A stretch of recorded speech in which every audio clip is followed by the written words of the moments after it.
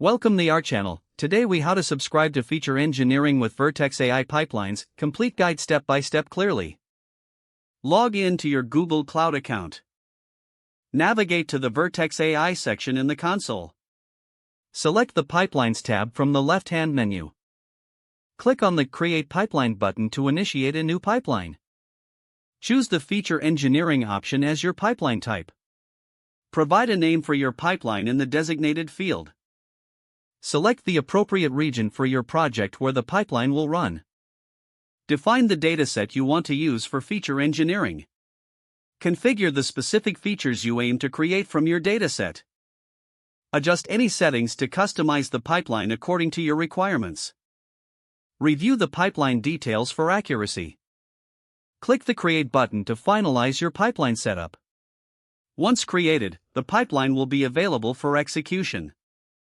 Set preferences for receiving alerts related to your pipeline. Ensure that notifications are enabled for the events you wish to track. Save your notification settings.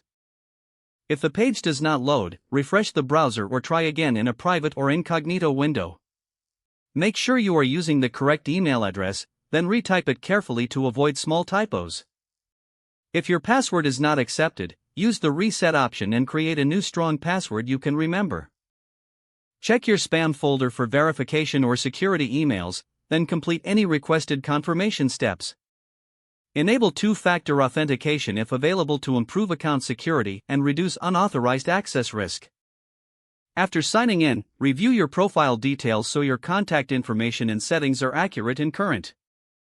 If you see an error message, note it down and try again after restarting your device and internet connection.